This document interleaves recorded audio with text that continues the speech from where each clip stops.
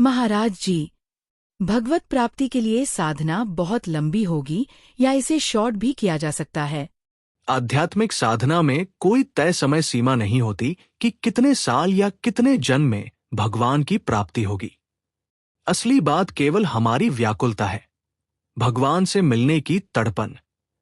जितनी अधिक ये तड़पन बढ़ेगी, उतनी जल्दी अंतःकरण शुद्ध होगा और मार्ग साफ होगा। हमारे पास दिव्य वस्तुएं खरीदने की शक्ति नहीं है, क्योंकि हमारी इंद्रिया, मन और बुद्धि सब माइक और अशुद्ध है। भगवान का प्रेम और दर्शन प्राकृत आंखों से नहीं मिल सकता। हम केवल एक काम कर सकते हैं, अपने अंतःकरण को शुद्ध करना। और इसके लिए सबसे बड़ा उपाय है भगवान से मिलने की व्याकुलता को बढ़ाना। जैसे एक छोटा बच्चा होता है जिसे कुछ नहीं आता, वह केवल रोकर अपनी मां को पुकारता है और मां तुरंत आकर उसका ध्यान रखती है। उसी तरह हमें भी भगवान के सामने रोकर, पुकार कर पूरी तरह से समर्पण करना है। यही सच्चा सरेंडर है। लेकिन समस्या यह है कि अनगिनत जन्मों से हमने मैं करता हूं का अभ्यास किया है। इसलिए मैं नहीं करता, मैं समर्पण करता हूं की अवस्था तक पहुंचने में समय लगेगा। भगवान ने अर्जुन से भी यही कहा था, अभ्यासेन तु कौन्तेय वैराग्यं च गृह्यते।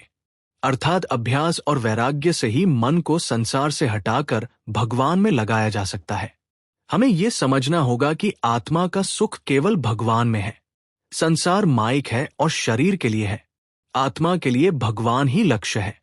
जैसे कान सुनने के लिए बने हैं, आंख देखने के लिए बनी है, वैसे ही आत्मा भगवान के लिए बनी है। संसार से सुख पाने की आशा छोड़कर दृढ़ निश्चय करना होगा।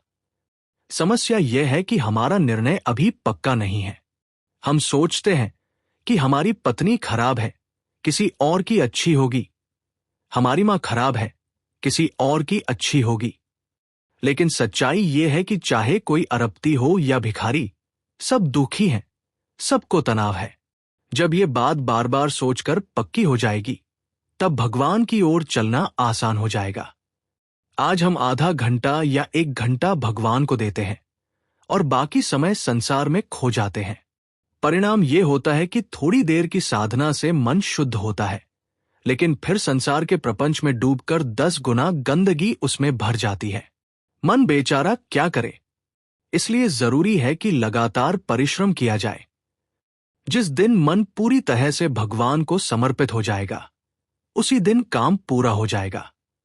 चाहे 1 दिन लगे, 1 साल लगे, 1 जन्म लगे या 10 जन्म, बिना समर्पण के सुख और शांति का लक्ष्य नहीं मिलेगा। अगर कोई कहे कि हम इस चक्कर में नहीं पड़ते, तो याद रखो, अगर भगवान के चक्कर में नहीं पड़ोगे तो फिर 84 लाख योनियों के चक्कर में पड़ना ही पड़ेगा। किसी न किसी चक्कर में तो पड़ना ही है। भगवान से कैसे प्यार करना है? गुरु या भगवान से संबंध केवल बाहरी कामों से नहीं बनता। सिर झुकाने, आरती करने या दक्षिणा देने से साधना पूरी नहीं होती। ये सब सहायक साधन है, लेकिन असली साधना है दिल से प्रेम और अनुराग। प्यार का मतलब है हर समय याद करना। जैसे मां अपने बच्चे को हर पल याद करती है, खाते पीते, चलते फिरते, काम करते हुए भी। वो आसन लगाकर ध्यान नहीं करती, बल्कि स्वाभाविक रूप से बच्चे को याद करती रहती है। यही असली प्रेम है। ब्रज की गोपियां इसका सबसे बड़ा उदाहरण है। वे घर का काम करती थी, झाड़ू लगाना, दही मथना, बच्चों को खिलाना, लेकिन उनकी आंखों से आंसू बहते रहते थे और मन में श्याम सुंदर का स्मरण चलता रहता था। यही अनुराग है। भगवान को याद करने के लिए कोई विशेष अवस्था जरूरी नहीं है।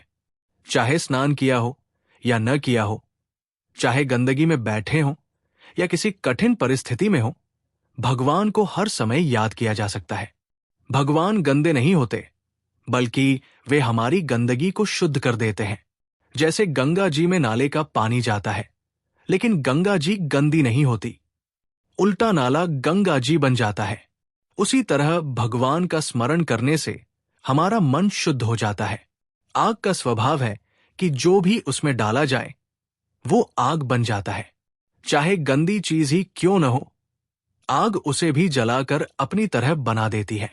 भगवान का प्रेम भी ऐसा ही है। जब मन उसमें लग जाता है तो मन शुद्ध होकर दिव्य हो जाता है।